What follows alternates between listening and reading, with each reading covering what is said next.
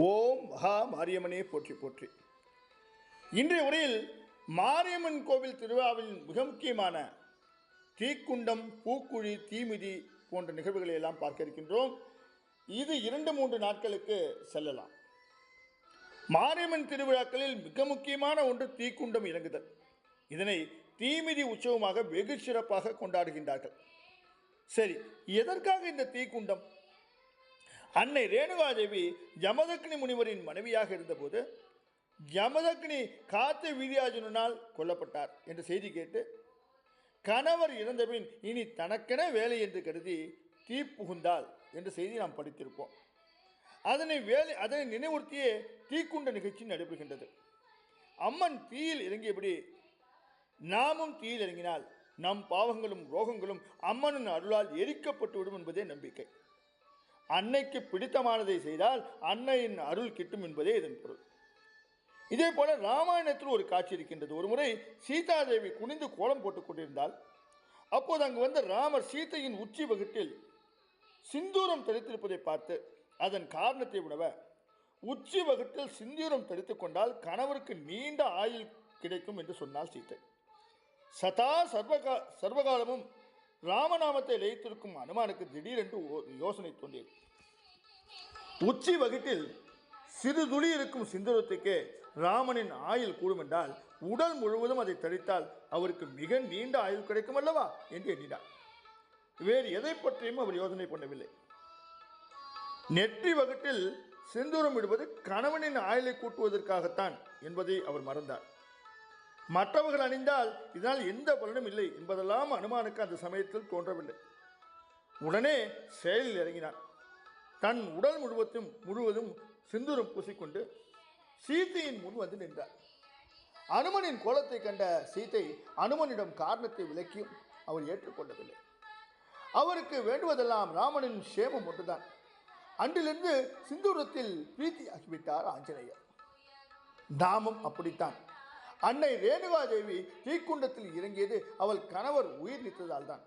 ஆனால் பக்தனுக்கு காரண காரியங்கள் எல்லாம் தேவையில்லை. அன்னை என்ன செய்தாலோ அதனை நாமும் செய்தால் அன்னை மனம் குளிர்வாள், அவள் அருள் கிடைக்கும் என்பதே பக்தனின் எண்ணம். இதுவே தீவிர பக்தி நிலை. அன்னைக்கு ஒரு காணிக்கையாக இதை செலுத்துகின்றார்கள் பக்தர்கள்.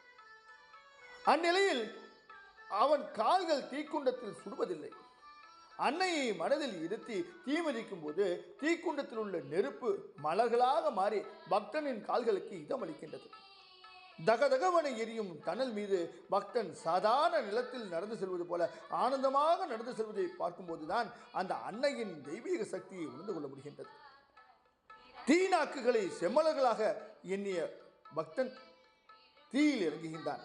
இதனாலேயே தீமிதித்தலை பூமிதித்தல் எனவும் தீக்குண்டத்தை பூக்குழி எனவும் பக்தர்கள் போற்றுகின்றார்கள்.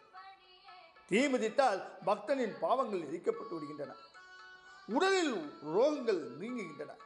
பில்லி சூனியம் போன்றவற்றால் அவதியுறுவர்கள் அதிலிருந்து விடுபடுகின்றார்கள்.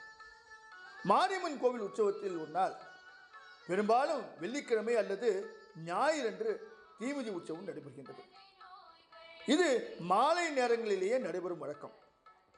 இந்த விழா தொடங்குவதற்கு முன் தேவையான அளவு பெரிய அகலமான குழியை வெட்டி அதில் உலர்ந்த மரக்கட்டைகளை நிரப்பி வைப்பார்கள். குறிப்பிட்ட தினத்தன்று விழா தொடங்க இருக்கும் வேலைக்கு 3 அல்லது 4 மணி நேரங்கள் முன்னால் கட்டைகளை அன்னையை வேண்டிக் கொண்டு எரிய விடுவார்கள். கட்டைகள் முழுவதும் எரிந்து நீராகி விடாமல் நெருப்பு துண்டங்களாக இருக்குமாறு பார்த்துக் கொள்வார்கள். பின்னர் அதன் மீது வைக்கோலை போட்டு எரியவிட்டு சாம்பலை ஏற்படுத்துவார்கள். அதனால் கால்களில் எந்த ஒரு பொருளும் குத்தாமல் இருக்கும். அதன் அருகிலேயே பெரிய நீர் தொட்டி ஒன்றையும் வைத்திருப்பார்கள். விழா துவங்குவதற்கு முன்னால் கையில் காப்பு கட்டி கொண்ட அல்லது நேர்ந்து கொண்ட பக்தர்கள் கோவிலில் உள்ள குளத்தில் ஸ்நானம் செய்துவிட்டு மஞ்சள் ஈரத்துணியோடு நெற்றியில் ஊதியும், கழுத்தில் பூமாலையும், இடுப்பில் வேப்பிலையும் சொருகிக்கொண்டு வரிசையாக நிற்பார்கள். முதலில் தீமிதிப்பவர் பெரும்பாலும் கோயில் பூசாரியாகத்தான் இருக்கும். அவர் நன்கு அலங்கரிக்கப்பட்ட கரகத்தை தலையில் சுமந்தவாறு அல்லது கையில் தீச்சட்டியோடு முதலில் தீயில் இறங்கி நடந்து சென்று பின்னர் தண்ணீர் தொட்டியில் இறங்கி மீண்டு வருவார்.